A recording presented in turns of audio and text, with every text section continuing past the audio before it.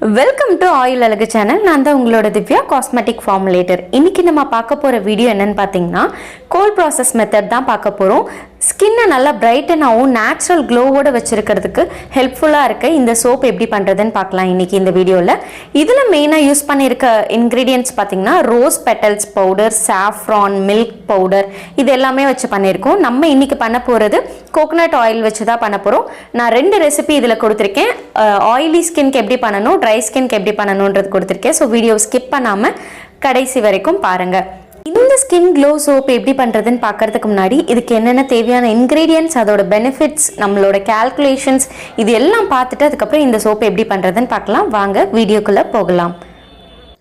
First ingredient பார்த்திங்கன்னா coconut oil. இது முழுக்க கோகோனட் ஆயில் வச்சு மட்டுமே பண்ண போகிறோம் இந்த சோப்பு.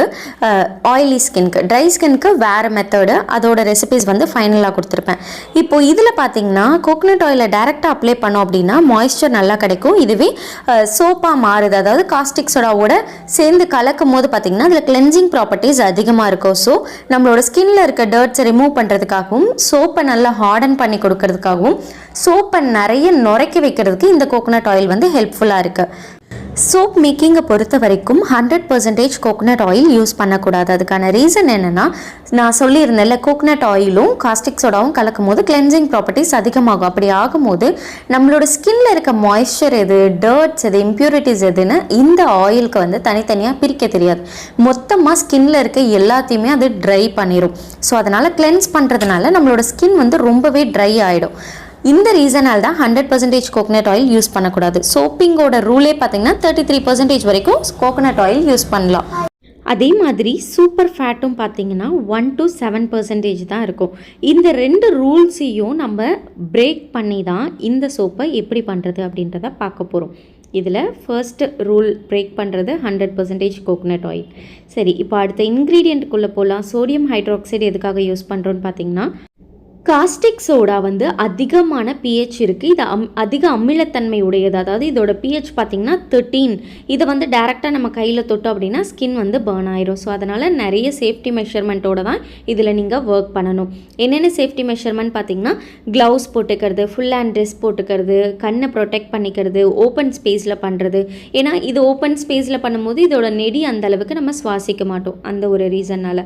இப்போது இது எப்படி சோப்பாக மாற்றுது ஆயில் அப்படின்னு பார்த்திங்கன்னா, இது வந்து அமிலத்தன்மை. நம்மளோட ஆயிலில் இருக்கக்கூடிய ஆசிட்ஸ், அதாவது ஃபேட்டி ஆசிட்ஸ் வந்து இந்த அல்கலினோடு சேரும்போது நியூட்ரல் ஆகி அந்த இடத்துல சாப்பானிஃபிகேஷன்ற ப்ராசஸ் நடந்து நமக்கு சோப்பாக மாறுது. அடுத்த இன்க்ரீடியன்ட் பார்த்திங்கன்னா சாஃப்ரான் ஆயில் யூஸ் பண்ணுறேன். இதில் வந்து ஆன்டி ஆக்சிடென்ட் அதிகமாக இருக்குது. சன் டேனை ரிமூவ் பண்ணி கொடுக்கும், நம்மளோட ஸ்கின்னை ஈவன் டோனாக ஆக்கும். எங்கெங்கெல்லாம் டார்க் பேச்சஸ் இருக்கோ அதை ரெடியூஸ் பண்ணி நமக்கு வந்து ஸ்கின்னை நேச்சுரலாகவே பிரைட்டன் பண்ணி கொடுக்கறதுக்கு சாஃப்ரான் வந்து ஒரு ஹெல்ப்ஃபுல்லாக இருக்குது. அடுத்த இன்க்ரீடியன்ட் பார்த்திங்கன்னா மில்க் பவுடர்.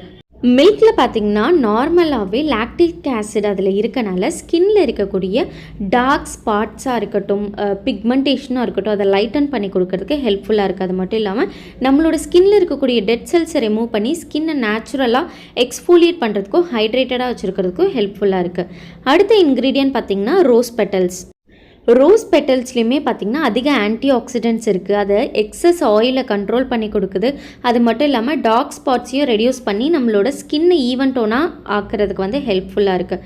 அது மட்டும் இல்லாமல் ஸ்கின்னை ஹைட்ரேட்டடாகவும் மாய்ஸ்சராகவும் வச்சுருக்கிறதுக்கும் ரோஸ் வந்து ரொம்ப ஹெல்ப்ஃபுல்லாக இருக்குது. இப்போ இந்த சோப்போட கேல்குலேஷன் பார்ட்ஸ்க்கு போயிடலாம். ஃபஸ்ட்டு எனக்கு ஆயில் வந்து நான் 700 கிராம் எடுத்திருக்கேன், கோகோனட் ஆயில். இந்த ஆயில் சோப்பாக மாறணும்னா எனக்கு எவ்வளோ காஸ்டிக் சோடா வேணும் அப்படின்றதான் நான் வந்து கண்டுபிடிக்க போகிறேன். அதுக்கு அமௌண்ட் ஆஃப் காஸ்டிக் சோடா பார்த்திங்கன்னா அமௌண்ட் ஆஃப் ஆயில் இன்டூ சாப் வேல்யூ, என்ன ஆயில் யூஸ் பண்ணுறோம் அதோட சாப் வேல்யூ 700 இன்டூ 0.191 தான் கோகோனட் ஆயிலோட சாப் வேல்யூ. இதை கால்குலேட் பண்ணால் நமக்கு கிடைக்கிறது 133.7 கிராம். இப்போ 133.7 கிராம் காஸ்டிக் சோடா நான் ஆட் பண்ணனா இந்த 700 கிராம் ஆஃப் கோகோனட் ஆயிலுமே சோப்பாக மாறிடும். அதன் மூலியமாக எனக்கு கிளென்சிங் ப்ராப்பர்ட்டிஸ் ரொம்ப அதிகமாக இருக்கும். என் ஸ்கின்னை வந்து ட்ரை ஆக்கிறதுக்கான வாய்ப்பு இருக்குது. ஸோ இந்த ரீசனால் நான் இந்த இடத்துல சூப்பர் ஃபேட் 20% விட போகிறேன். சூப்பர் ஃபேட் 20%ன்றது என்னென்னா, நம்மளோட ஆயிலில் வந்து 20% ஆயிலை சோப்பாக மாற்றாமல் சோப்பில் ஆயிலாகவே நான் விட போகிறேன். ஸோ 80% ஆயில் மட்டும் தான் சோப்பாக மாறி இருக்கும். அது எப்படி கால்குலேட் பண்ணால் ஆல்ரெடி கண்டுபிடிச்ச காஸ்டிக் சோடாவோட அமௌண்ட் 133.7 இன்டூ 20%ன்றனால 20/100 அதை கால்குலேட் பண்ணால் எனக்கு 26.74 கிராம் கிடைக்குது. இதை ஆக்சுவல் அமௌண்ட் ஆஃப் காஸ்டிக் சோடாவோட மைனஸ் பண்ணால் எனக்கு ஃபைனலாக கிடைக்கிறது தான் காஸ்டிக் சோடாவோட 106.96 கிராம் தான் ஃபைனல் காஸ்டிக் சோடாவோட அமௌண்ட்டு. இப்போது காஸ்டிக் சோடா கண்டுபிடிச்சாச்சு. இதை டிசால்வ் பண்ணுறதுக்கான வாட்டர் கண்டுபிடிக்கணும். வாட்டர் கண்டுபிடிக்கிறதுக்கான ஸ்டாண்டர்ட் ஃபார்முலா பார்த்தீங்கன்னா 6/16 இன்டூ 700. அதாவது 700ன்றது amount of oil. Amount of oil 700 இடத்துல நீங்கள் 1000 கிராம் ஆஃப் ஆயில் எடுக்கிறீங்கன்னா 1000 போட்டுக்கணும். ஸோ ஃபைனலாக கிடைக்கக்கூடியது 262.5 கிராம் தான் நம்ம வாட்டர் எடுக்க போகிறோம். நம்ம ஆனால் ஆல்ரெடி 20% சூப்பர் ஃபேட் விட்டுருக்கோம். நான் இந்த அமௌண்ட் ஆஃப் வாட்டர் வந்து நான் எடுக்கிறேன் அப்படின்னா என்னோட சோப்பு வந்து ரொம்பவே சாஃப்டாக இருக்கும், சீக்கிரம் கெட்டி ஆகாது, சீக்கிரமாக கரைஞ்சிரும். ஸோ அந்த ரீசனால் வாட்டரையுமே நான் 20% டிஸ்கவுண்ட் கொடுக்க போகிறேன். வாட்டர் டிஸ்கவுண்ட் கண்டுபிடிக்கிறதுக்கு ஆல்ரெடி கண்டுபிடிச்சிருக்கு 262.5 இன்டூ 20/100. இதை நமக்கு கிடைக்கிற வேல்யூ பார்த்தீங்கன்னா 52.5 கிடைக்கும். அதை நம்ம 262.5யோட மைனஸ் பண்ணணும். ஃபைனலாக நம்ம எடுக்கக்கூடிய வாட்டரோட அமௌண்ட் 210 கிராம் ஆஃப் வாட்டர். இப்போது இந்த ஸ்கின் க்ளோ சோப்போட ஃபுல் ரெசிபி பார்த்துடலாம். Coconut oil 700 gram, caustic soda 106.96 gram, water 210 gram, rose petals powder 10 gram, saffron oil 21 gram, milk powder 5 gram. இதுதான் வந்து ஃபுல் ரெசிபி. இந்த ரெசிபியை எப்படி ஸ்டெப் பை ஸ்டெப்பாக பண்ணலாம் அப்படின்றத பார்க்கலாம் வாங்க. ஃபர்ஸ்ட்டு வாட்டரில் நம்ம தேவையான அளவு காஸ்டிக் சோடாவை மெஷர் பண்ணி ஆட் பண்ணிக்கலாம். காஸ்டிக் சோடாவில் தண்ணி ஊற்றக்கூடாது, வாட்டரில் தான் காஸ்டிக் சோடா போடணும். இல்லைனா நீங்கள் காஸ்டிக் சோடாவில் வாட்டர் ஆட் பண்ணிங்கன்னா உங்களுக்கு தெறிக்க ஆரம்பிச்சிடும். ஸோ அந்த ரீசன்னால தான் இந்த மாதிரி ப்ராப்பராக நீங்கள் ஆட் பண்ணணும். ஆட் பண்ணிவிட்டு ஸ்பேச்சுலாவில் மிக்ஸ் பண்ணி விடுங்க. மிக்ஸ் பண்ணும்போது உங்களுக்கு நல்லா ஹீட் ஆகும், மில்கி ஒயிட்டில் இருக்கும். அதை ஒரு ஓரமாக வச்சுருங்க. கொஞ்சம் டெம்பரேச்சர் கம்மியாகணும், சூடு கம்மியாகணும், ரொம்ப கொதிக்கிற மாதிரி இருக்கக்கூடாது. அந்த டெம்பரேச்சர் கம்மியானதுக்கப்புறம் நம்ம ஆட் பண்ணிக்கலாம். இது ஒரு ஓரமாக வச்சிட்டோம் அப்படின்னா ஆறுனதுக்கப்புறம் கிளியர் சொல்யூஷனாக நமக்கு கிடைக்கும். இப்போது மற்றது oils, rose petal powder, milk powder, saffron oil, இது எல்லாமே வந்து நம்ம சைட் பை சைட் மெஷர் பண்ணி வச்சாச்சு. ஸோ தட் நமக்கு ஈஸியாக இருக்கும் ஒர்க் பண்ண. சோப் மேக்கிங்கை பொறுத்த வரைக்கும் எல்லா இன்க்ரீடியண்ட்டுமே முன்னாடியே நம்ம மெஷர் பண்ணி வச்சுருக்கணும். இப்போது என்னோட லை சொல்யூஷனும் கம்ப்ளீட்டாக டிசால்வ் ஆகிடுச்சு, கூல்டவுனும் ஆகிடுச்சு. இதை வந்து நான் ஒரு ஃபில்டர் பண்ணிக்க போகிறேன். எதுக்காகனா குட்டி குட்டியாக கரையாமல் இருந்தால் கூட நமக்கு மிஸ் ஆகாது. அப்படி கரையாமல் நம்ம கெட்டியாகவே சேர்த்துட்டோம் அப்படின்னா அது ஃபுல்லாக கரையிலனா ஸ்கின்க்கு வந்து இரிட்டேட் ஆகும் கிளைண்ட் யூஸ் பண்ணும் போது. ஸோ அந்த ரீசனால பெட்டர் நம்ம ஃபில்ட்ரு பண்ணிக்கிட்டோன்னா ஏதாவது டஸ்ட் இருந்தால் கூட நமக்கு ஃபில்டர் ஆகிடும். ஸோ இப்போ பார்த்தீங்கன்னா உங்களுக்கு வந்து ஆயில் தனியாகவும் தெரியும், கீழே காஸ்டிக் சோடா கலந்தது தனியாக ஒயிட்டாகவும் நல்லா தெரியும். ஸோ இதை வந்து பிளெண்ட் பண்ண ஸ்டார்ட் பண்ணலாம். பிளெண்டர் யூஸ் பண்ணிக்கோங்க. நீங்கள் அபோவ் 300 கிராம் யூஸ் பண்ணுறீங்கன்னா கண்டிப்பாக பெரிய பிளெண்டர் யூஸ் பண்ணிக்கோங்க. அப்போ தான் கம்ப்ளீட்டாக எல்லா இடமும் சோப் வந்து சாப்பானிஃபிகேஷன் ப்ராசஸ் நடக்கும். நீங்கள் சின்ன பிளெண்டர், காஃபி பிளெண்டர் வச்சு நீங்கள் யூஸ் பண்ணிங்கன்னா உங்களுக்கு அவ்வளோ சீக்கிரம் அது சோப் வந்து வராது. இது வந்து கோகோனட் ஆயில்ன்றனால கொஞ்சம் டைம் கரெக்டாக இருக்கும். இதுவே மல்டிபிள் ஆயில்ஸ்லாம் யூஸ் பண்ணிங்கன்னா நீங்கள் அந்த சின்ன பிளெண்டர் வச்சு ஒர்க் பண்ணுறது ஒர்க் அவுட் ஆகாது. இப்போது ஃபஸ்ட்டு நீங்கள் ஒரு 10 செகண்ட்ஸ் நீங்கள் பிளெண்ட் பண்ணிங்கன்னா இந்த மாதிரி உங்களுக்கு வந்து ஒரு மில்கி டெக்ஸ்சர் கிடைக்கும். ஒரே ஒரு சொல்யூஷன் மாதிரி பார்க்க தெரியும். இதில் எண்ணெய் தனியாவோ காஸ்டிக் சோடா தனியாவோ தெரியாது. ஸோ அந்த ஸ்டேஜில் நீங்கள் பவுடர்ஸ், அடிட்டிவ்ஸை ஆட் பண்ணலாம். இதை வந்து ஒன்று ஒன்றா ஆட் பண்ணுங்கள். ஒன்று ஆட் பண்ணி நல்லா டிசால்வ் ஆனதுக்கப்புறம் ஆட் பண்ணுங்கள். இப்போ நான் 3 வச்சுருக்கேன். ஒரு பவுட்ரு வந்து ரோஸ் பெட்டல்ஸ், இன்னொன்று மில்க் பவுடர், இன்னொன்று சாஃப்ரான் ஆயில். ஸோ அதனால் எனக்கு பிளெண்ட் ஆகிறதுக்கோ அது மிக்ஸ் ஆகிறதுக்கோ டைமிங் தேவை. ஸோ அதனால் நான் ஒன்று ஒன்றா ஆட் பண்ணிவிட்டு இவ்வளோ தின் ட்ரேஸ்லேயே ஆட் பண்ணிட்டேன். உங்களுக்கு ஒரே ஒரு பவுடர்னால் நீங்கள் மீடியம் ட்ரேஸ் வந்து பிளெண்ட் பண்ணால் கூட உங்களுக்கு ஈஸியாக இருக்கும். இப்போது இந்த ஸ்டேஜில் நான் ஸ்பேச்சுலா வச்சு மிக்ஸ் பண்ணி விட்டுட்டு எந்த ஒரு லம்ஸும் இல்லாத டைமில் வந்து நம்ம அந்த மில்க் பவுடரையும் ஆட் பண்ணி ஸ்பேச்சுலா வச்சு ஃபஸ்ட்டு மிக்ஸ் பண்ணி விட்டுக்க போகிறேன். ஏன் ஸ்பேச்சுலா வச்சு மிக்ஸ் பண்ணுறேன்னா, ஸ்டார்டிங்கே நான் பிளெண்டர் போட்டுட்டேன்னா என்னோடய பேட்டர் வந்து ரொம்ப திக்காயிரும். ஸோ அந்த ரீசன்னால தான் வந்து நான் ஸ்பேச்சுலா வச்சு ஃபஸ்ட்டு பண்ணிக்கிறேன். அதுக்கப்புறமா நான் பிளெண்டர் போடும்போது எந்தெந்த லம்ஸ்லாம் வந்து டிசால்வ் ஆகாமல் இருந்ததோ அந்த சின்ன சின்ன லம்ஸுமே கம்ப்ளீட்டாக டிசால்வ் ஆயிரும். ஸோ நல்லா டிசால்வ் ஆகிடுச்சு. இதுக்கப்புறம் உங்களுக்கு ட்ரேஸ் வந்து கொஞ்சம் டிஃப்ரென்ஸ் தெரியும். ஆல்ரெடி இருந்ததுக்கும் இப்போ ட்ரேஸ் வந்து கொஞ்சம் நல்லா பேட்டர் மாதிரி தோசை மாவு கன்சிஸ்டன்சியில் இருக்கும். அதுக்கப்புறம் வந்து நீங்கள் எசென்ஷியல் ஆயில் ஆட் பண்ணிக்கலாம். உங்களுக்கு ரோஸ் பெட்டல்ஸ், பியூராக பெட்டல்ஸோட பவுட்ரு மட்டும் கிடச்சா ஓகே. லீவ்ஸோ குச்சி அதெல்லாம் இருந்ததுன்னா ஒரு மாதிரி பச்சை வாடை வரும் அந்த சோப்பு வந்து. ஸோ அந்த டைமில் ஃப்ராக்ரன்ஸ்க்கும் கொஞ்சம் ஃபோக்கஸ் பண்ணிக்கோங்க. ஃப்ராக்ரன்ஸ் நல்லா ஸ்மெல் இருக்க மாதிரி ஸ்ட்ராங்கான ஃப்ராக்ரன்ஸாக யூஸ் பண்ணிக்கோங்க. இப்போது நான் சாஃப்ரான் ஆயிலுமே நான் ஆட் பண்ணிவிட்டு நல்லா பிளெண்ட் பண்ணிட்டீங்கன்னா இதுக்கப்புறம் நமக்கு தேவையான போரிங் கன்சிஸ்டன்சி ட்ரேஸ் ஒரு மீடியம் டு திக் ட்ரேஸ்க்கு நடுவில் வந்ததுக்கப்புறம் நம்ம மோல்டில் எடுத்து ட்ரான்ஸ்ஃபர் பண்ணி ஊற்றிடலாம். ஸோ இதுக்கப்புறம் வந்து நம்ம பயப்பட தேவையில்லை. நம்ம வந்து ஏன்னா எதுவும் நமக்கு மிக்ஸ் பண்ணுறதுக்கு இல்லை. இதுவே கம்ப்ளீட்டாக பார்த்திங்கன்னா நல்ல ஒரு சாக்லேட் ப்ரௌனில் ஒரே கன்சிஸ்டன்சியாக இருக்குது. இப்போ வந்து எனக்கு நல்லா கொஞ்சம் போரிங் கன்சிஸ்டன்சிலே இருக்குது. இது உங்களுக்கு மேலே ஆயில் இருக்க மாதிரியே தெரியும். ஏன்னா கோகோனட் ஆயிலில் நம்ம 20% ஆஃப் சூப்பர் ஃபேட் விட்டுருக்கோம். ஸோ அதனால் 20% ஆயில் வந்து சோப்பாக மாறாமல் இருக்கும். கோகோனட் ஆயிலில் ஒர்க் பண்ணும் போது மட்டும் இந்த ஆயில் இருக்கே நீங்கள் ரொம்ப பிளெண்ட் பண்ணிகிட்டே இருக்க வேண்டிய அவசியம் இல்லை. மோல்டு எடுத்தாச்சு. அதில் நான் ஆல்ரெடி ரப்பிங் ஆல்கஹால் ஸ்ப்ரே பண்ணிட்டேன். இந்த கன்சிஸ்டன்சி ஒரு கஞ்சி பதம் மாதிரி இருக்க பாருங்கள். இந்த கன்சிஸ்டன்சியில் நான் போர் பண்ண ஆரம்பிக்க போகிறேன். சிங்கிள் கலர் தான் அப்படின்றதுனால நம்ம ஒன்றும் ப்ராப்ளம் இல்லை, வெயிட் பண்ண தேவையில்ல. டைரெக்டாக நம்ம போர் பண்ணிவிட்டு மேலேயும் ஒரு தடவை ரப்பிங் ஆல்கஹால் ஸ்ப்ரே பண்ணிட்டோன்னா சோடா ஆஷ் ஃபார்ம் ஆகாமல் நமக்கு சோப் வந்து நல்லா இருக்கும். இப்போ இதை வந்து ஆயிலி ஸ்கின் இருக்கவங்க தாராளமாக பயன்படுத்தலாம். நல்ல ஒரு ரிசல்ட் இருக்கும். இதுவே ட்ரை ஸ்கின்னாக இருக்கீங்கன்னா கோகோனட் ஆயிலுக்கு கூட சில ஆயில்ஸ் வந்து நம்ம ஆட் பண்ணுவோம். அது என்னன்றது ரெசிபியில் பார்க்கலாம். இந்த ப்ரொசீஜர் முடித்ததுக்கப்புறம் நம்ம இதில் வந்து இன்னொரு விஷயம் என்னென்னா, இதில் மில்க் பவுடராக ஆட் பண்ணியிருக்கோம். யூஸ்வலாக மில்க் ஆட் பண்ணோன்னா ஃப்ரீஸ் பண்ணி பண்ணுவோம். இதில் மில்க் பவுடரை ஆட் பண்ணனால என்ன ஆகும் அப்படின்னு கேட்டிங்கன்னா, ஸ்வீட்னஸ் அதிகமாகும். ஸோ இந்த பேட்டரை நல்லா ஹீட் பண்ணி விட்டுரும். ஹீட் பண்ணும்போது 2 விஷயம் நடக்கும் சோப் மேக்கிங்கில் பார்த்திங்கன்னா. ஒன்று, சோப்பை வந்து ஹீட் பண்ணுறது மூலிமா சோப்பு வெடிக்க வால்கன மாதிரி கிராக் விழ ஆரம்பிச்சிடும். 2 விஷயம் இருக்குது. இன்னொன்று வந்து சோப் வந்து ஜெல் ஃபேஸை வந்து அக்கர் பண்ணும். ஜெல் ஃபேஸுன்றது என்னென்னா, ஹீட் ஆகிறதுனால ஒரு சில இடம் மட்டும் பிரைட் கலர்ஸாக இருக்கும், நல்ல ஒரு ஷைனிங்காக இருக்கும். ஒரு சில இடம் மட்டும் ஒரு மாதிரி டல்லாக இருக்கும். இதை வந்து நம்ம அன்மோல் பண்ணிவிட்டு கட் பண்ணி உங்களுக்கு நான் காட்டுறேன் பாருங்கள். அது ஜெல் ஃபேஸ்னால் என்ன அப்படின்றது. இந்த வீடியோவில் நீங்கள் கிராக்கிங்கும் பார்க்கலாம், ஜெல் ஃபேஸும் பார்க்கலாம்.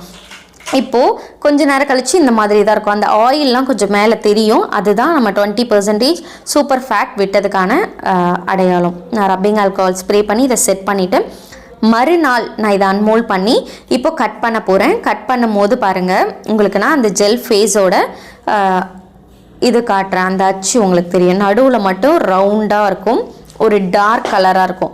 இந்த மாதிரி இதில் பிரைட் கலர்ஸ் யூஸ் பண்ணியிருந்தோன்னா அது ரொம்ப அழகாக தெரியும் அந்த ஜெல் ஃபேஸு. சிலர் வந்து சோப்பு வந்து நல்ல பிரைட் கலராக வேணுன்றப்ப வாண்டடாக அந்த சோப்பை வந்து ஹீட் பண்ணி ப்ராசஸில் பண்ணுவாங்க. பார்த்திங்களா, சென்டர் மட்டும் ஒரு மாதிரி இருக்கும். அதே மாதிரி இந்த சோப்போட கார்னர் பாருங்களேன், மார்ஜின் மாதிரி ஒரு டார்க் க்ரீனில் மார்ஜின் போட்ட மாதிரி இருக்கும். இது எல்லாமே நம்ம ஆட் பண்ணியிருந்த ரோஸ் பெட்டல்லையுமே கொஞ்சம் சுகர் இருக்கும். அதே சமயம் அந்த மில்க்லேயுமே அதிகமான சுகர் இருக்குது. ஸோ இந்த சுகர் பண்ண வேலை தான் இது. இந்த சோப்புமே பார்த்திங்கன்னா ஆரம்பத்தில் கிராக் விட்ட மாதிரி இருக்குது பாருங்கள் மேலே. ஸோ அந்த கிராக்கு தான் வந்து உங்களுக்கு சோப் வந்து சுகர் கண்டென்ட் இருக்குது அப்படின்றத இது பண்ணுறது, இண்டிகேட் பண்ணுறது. அடுத்த டைம்லேருந்து நம்ம அதை எப்படி பண்ணால், இப்போ இந்த மில்க் பவுடரையே வாட்டரில் டிசால்வ் பண்ணி அந்த வாட்டரை ஃப்ரீஸ் பண்ணி அதுக்கப்புறம் நீங்கள் காஸ்டிக்ஸோட ஆட் பண்ணி பண்ணலாம். இப்போது எல்லா சோப்பும் கட் பண்ணியாச்சு. கட் பண்ணதுக்கப்புறம் இந்த மாதிரி தான் சென்டரில் மட்டும் உங்களுக்கு ஒரு டார்க் க்ரீன். அந்த சோப்பு எல்லா சோப்புலேயும் பாருங்களேன், கட் பண்ண அந்த கார்னர் மட்டும் அழகாக ட்ரா பண்ண மாதிரி இருக்குது. ஸோ இதுதான் வந்து ஜெல் ஃபேஸோட பெனிஃபிட்டே கூட. நல்ல ஒரு பிரைட் கலர்ஸ் நமக்கு கொடுக்கும். இந்த ஜெல் ஃபேஸ் வரதுனாலையோ கிராக் வரதுனாலையோ நம்ம சோப்போட ரிசல்ட் ஏதாவது பாதிக்கும்னா கண்டிப்பாக கிடையாது. ரிசல்ட்லாம் நல்ல ரிசல்ட் தான் இருக்கும். அது ஜஸ்ட் ஹீட்டை வெளிப்படுத்துறது மூலியமாக தான் அது அந்த மாதிரி ரியாக்ட் ஆகுது. அது நார்மல் தான். இப்போது அடுத்தது ட்ரை ஸ்கின்க்கு எப்படி நம்ம ரெசிபி ஃபார்முலேட் பண்ணணுன்றது பார்க்கலாம். கோகோனட் ஆயிலை தவிர்த்து நம்ம யூஸ் பண்ண போகிறது மேங்கோ பட்டர். மேங்கோ பட்டரும் சோப்பை ஹார்டன் பண்ணுறதுக்கு ஹெல்ப்ஃபுல்லாக இருக்கும். அதே சமயம் ஸ்கின்னை நல்லா கண்டிஷனிங்காக வச்சுருக்கும். ஸ்கின்னை க்ளோ அண்ட் ஸ்மூத் அண்ட் சாஃப்டாக வச்சுக்கிறதுக்கு ரொம்ப ஹெல்ப்ஃபுல்லாக இருக்கும். நம்ம ட்ரை ஸ்கின்க்கு நீங்கள் ஃபார்முலேட் பண்ண போகிறீங்க சோப் அப்படின்னா நம்ம மைண்டில் இருக்க வேண்டியது அவங்களுக்கு ட்ரை ஆகக்கூடாது, நல்லா மாய்ஸ்சராக ஸ்கின்னை கண்டிஷனிங் பண்ணி கொடுக்கணும். ஸோ அந்த மாதிரி இன்க்ரீடியன்ட் தான் யூஸ் பண்ணணும். அடுத்த இன்க்ரீடியன்ட் பார்த்திங்கன்னா ஆலிவ் ஆயில். ஆலிவ் ஆயில் பார்த்திங்கன்னா ரொம்ப லேதர்லாம் கொடுக்காது. அதே சமயம் ஸ்கின்னை வந்து கண்டிஷனிங் ரொம்ப நல்லா பண்ணும். ஆனால் சோப்பை ஹார்டன் பண்ணுறதுக்குலாம் அது ஹெல்ப்ஃபுல்லாக இருக்காது. அடுத்த ஆயில் பார்த்திங்கன்னா பாம் ஆயில். பாம் ஆயிலை பொறுத்த வரைக்கும் சோப்பை நல்லா ஹார்டன் பண்ணி கொடுக்கும். கோகோனட் ஆயில் கூட பாம் ஆயில் ஆட் பண்ணும்போது லேதர் ரொம்ப நல்லா இருக்கும். அதே சமயம் பாம் ஆயில் கொஞ்சம் ரூம் டெம்பரேச்சரில் இருக்கும் போது பார்த்திங்கன்னா அந்த நெய் மாதிரி தனித்தனியாக ஆயில் தனியாக கெட்டியாக மாறிடும். ஸோ அதை மெல்ட் பண்ணிவிட்டு அதுக்கப்புறம் யூஸ் பண்ணணும். அப்போ தான் ஃபேட்டி ஆசிட் கம்ப்ளீட்டாக ஈவனாக வந்து ஸ்ப்ரெட் ஆகும். இப்போது இந்த ரெசிபிக்கு தேவையான காஸ்டிக் சோடா எப்படி கால்குலேட் பண்ணுறதுன்னு பார்க்கலாம். இந்த காஸ்டிக் சோடா நான் கால்குலேட் பண்ணணும்னா என்னென்ன ஆயில் அதோட சாப் வேல்யூ நமக்கு தெரிஞ்சிருக்கணும். First 231 gram of coconut oil நான் யூஸ் பண்ணியிருக்கேன். அதோட சாப் வேல்யூ 0.191. அதை எனக்கு மல்டிப்ளை பண்ணால் கிடைக்கிற ஆன்சர் 44.12. அடுத்தது 133 gram of olive oil choose பண்ணியிருக்கேன். 0.135 அதோட சாப் வேல்யூ. அதை மல்டிப்ளை பண்ணால் நமக்கு கிடைக்கிற ஆன்சர் 17.95. அடுத்தது mango butter 105 gram into 0.135 equal to 14.17 gram. அடுத்தது 231 கிராம் ஆஃப் பாம் ஆயில் 0.141 தான் அதோட சாப் வேல்யூ. இதோ மல்டிப்ளை பண்ணால் கிடைக்கிறது 32.5. இப்போது நமக்கு கிடைச்சிருக்க எல்லா ஆன்சரையும் டோட்டல் பண்ணி கிடைக்கிறது தான் 108.74 கிராம். இந்த 108.74 கிராம்லேருந்து சூப்பர் ஃபேட் 5% நம்ம விட போகிறோம். இதை வந்து என்னென்னு பார்த்தீங்கன்னா நம்ம மல்டிபிள் ஆயில்ஸ் யூஸ் பண்ணியிருக்கனால 5% போதுமானது. இது நார்மல் 5.437 கிராம் தான் நமக்கு 5% எவ்வளோன்றது கண்டுபிடிச்சிருக்கோம். அதை மைனஸ் பண்ணால் 103.31 கிராம் தான் ஃபைனல் காஸ்டிக் சோடா நம்ம எடுக்க போகிறது. அடுத்தது வாட்டரோட அமௌண்ட்டை கால்குலேட் பண்ணலாம். 6/16 into total amount of oil. ஒரு ஆயிலோட எத்தனை கிராம் எடுத்தோமோ அதை மொத்தமாக ஆட் பண்ணால் 700. ஸோ அதை கால்குலேட் பண்ணால் கிடைக்கிற ஆன்சர் தான் 262.5 கிராம். இப்போ இதோட ரெசிபீஸ் பார்க்கலாம். Coconut oil 231 gram, caustic soda 103.31 gram, water இதில் மிஸ் ஆயிருக்கு. Water 262.5 gram, saffron oil 21 gram, palm oil 231 gram, olive oil 133 gram, mango butter 105 gram, rose powder 10 gram, milk powder 5 gram. இது மட்டும்தான் மாறும். மீதி எல்லாமே வந்து பார்த்தீங்கன்னா ப்ரொசீஜர் வைஸ் நம்ம அதில் என்ன டெமோ காமிச்சோமோ அதே தான் நீங்கள் ஃபாலோ பண்ண போகிறீங்க. பாம் ஆயில் மட்டும் மெல்ட் பண்ணி ஆட் பண்ண போகிறீங்க. இதை வந்து க்யூரிங் டைம் பார்த்தீங்கன்னா 45 டேஸ்க்கு அப்புறம் தான் கம்ப்ளீட்டாக காஸ்டிக் சோடா எவாப்ரேட் ஆகிருக்கும். 45 டேஸ் ஆனதுக்கு அப்புறம் பார்த்தீங்கன்னா உங்களுக்கு அந்த சோப்பில் ஆயில்ஸ் அண்ட் அடிட்டிவ்ஸ், அதாவது ரோஸ் பெட்டல்ஸு, அந்த சாஃப்ரானோட பெனிஃபிட்ஸு, மில்கோட பெனிஃபிட்ஸ் மட்டும்தான் இருக்கும். அதனால் நம்மளோட ஸ்கின்னை நல்லா பிரைட்டன் பண்ணி நேச்சுரலாக ஒரு ஸ்கின்க்கு க்ளோ கொடுக்கும். ஸ்கின் கண்டிஷன் இருந்தாலும் அதை க்யூர் பண்ணி கொடுக்கறதுக்கு ஹெல்ப்ஃபுல்லாக இருக்கும். இந்த சோப்பை நீங்கள் ட்ரை பண்ணிங்கன்னா மறக்காமல் கமெண்ட் பண்ணுங்கள். இந்த வீடியோ உங்களுக்கு யூஸ்ஃபுல்லாக இருந்திருக்கும்னு நினைக்கிறேன். இது வரைக்கும் நீங்கள் நம்ம சேனலை சப்ஸ்கிரைப் பண்ணலைன்னா சப்ஸ்கிரைப் பண்ணுங்கள். மறக்காமல் பெல் ஐக்கான் டேப் பண்ணுங்கள். அப்போ தான் நெக்ஸ்ட்டு போடுற காஸ்மெட்டிக் மேக்கிங் வீடியோவாக இருக்கட்டும், உங்களுக்கு சோப் மேக்கிங் வீடியோவாக இருக்கட்டும், நோட்டிஃபிகேஷனாக வந்தடையும். தேங்க்யூ.